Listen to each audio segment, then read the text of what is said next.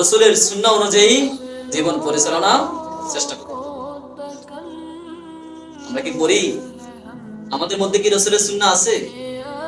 বুকে হাত দিয়ে বলতে পারবেন যে পুঙ্খানুপুঙ্খানু ভাবে আমি হাত দিয়ে তো বলতে পারি না। পুঙ্খানুপুঙ্খানু ভাবে আমরা রাসূলের সুন্নাহকে জীবিত করি, রাসূলের সুন্নাহ পরিচালনা করি, মানার চেষ্টা করি। কই, আমার আপনার মধ্যে তো রাসূলের সুন্নাহ নেই।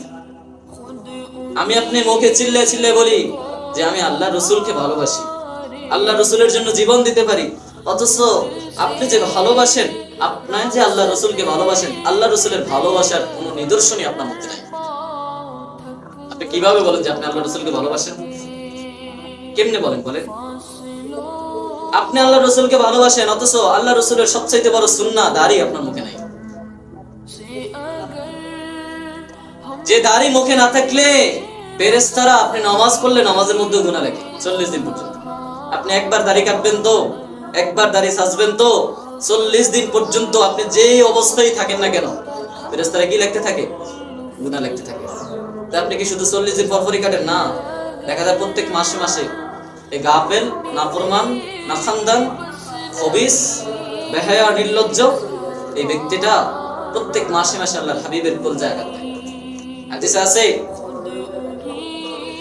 কোন ব্যক্তি আসলে মুখে বেলেট লাগায় না, কোন ব্যক্তি আসলে তার দাড়ি কাটে না, কেমন জানে আল্লাহর হাবিবের কলজায় আঘাত করে, কেমন জানে আমার আপনার নবীর কলিজায় আঘাত করে। কত ভয়ঙ্কর হাদিস, কত ভয়ঙ্কর কথা। কেমনে পারেন আপনি আপনার হাবিবের, আপনার নবীর, আমার নবীর, আল্লাহর হাবিবের কলজায় আঘাত করতে? আপনি আল্লাহর হাবিবের কলিজায় আঘাত করেন, দাড়ি কাটেন, আবার আপনি চিল্লায় চিল্লায় বলেন আপনি নবীকে ভালোবাসেন। কেমনে মিয়া?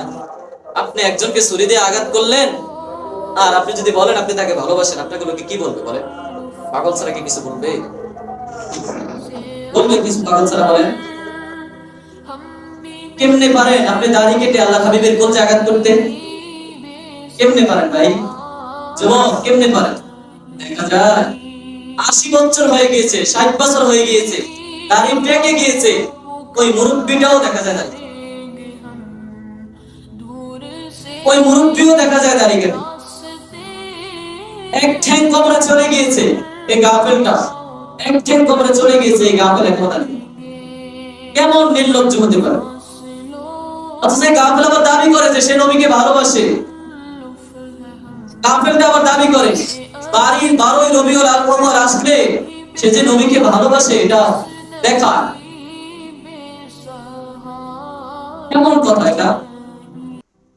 এজন্য 12ই রবিউল আউয়ালের 3 নম্বর করণীয় হচ্ছে আমরা রাসূলের সুন্নাহকে আদর্শ, রাসূলের সুন্নাহকে জীবিত করব, রাসূলের সুন্নাহকে নিজের ভিতরে পরিচালনা করব।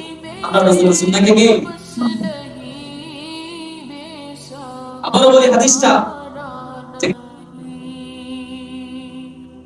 হাদিসটা যে কেউ দাড়ি কাটে না, কেউ রাসূলের সুন্নাহকে বর্জন করে না, কেমন জানে সে আল্লাহর হাবিবের কলিজায় কি করে?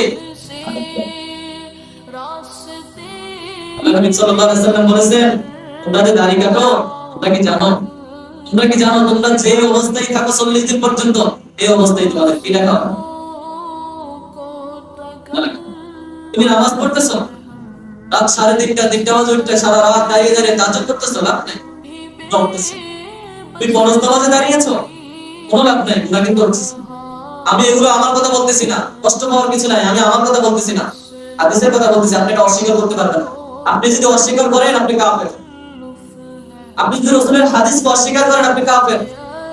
অস্বীকার করার কোনো অবকাশ নাই, পারবেন না আপনি অস্বীকার করতে। এজন্য এটা কথা হলো রাসূলের এই সুন্নাহকে এত বড় সুন্নাহকে কেন বর্জন করেন?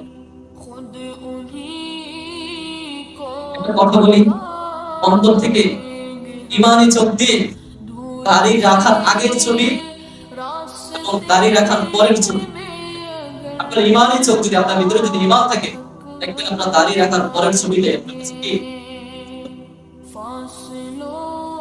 সুন্দর হবে। তুমি দাড়ি রাখাই রাসূলের সুন্নাহ, কথাবার্তা, চাল চলনে সব জায়গায় রাসূলের কি আছে?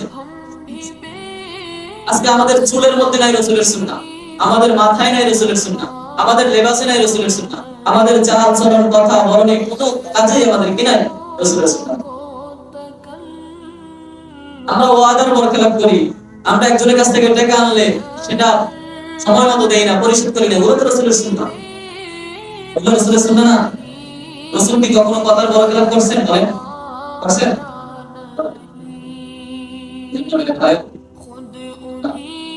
এটা কি করবো? রাসূলের সুন্নাহকে আঁকড়ে ধরেন না, আপনি হবেন পৃথিবীর সবচেয়ে শ্রেষ্ঠ। আপনি রাসূলের সুন্নাহকে আঁকড়ে ধরেন, আপনি হবেন পৃথিবীর সর্বশ্রেষ্ঠ। আজকে আমরা এত মাই, এত নির্যাতন, এত অত্যাচার 99% মুসলমানের দেশে থেকেও আমরা এত অবহেলিত কেন জানেন? রাসূলের সুন্নাহকে কি দিয়েছি? ছেড়ে দিয়েছি।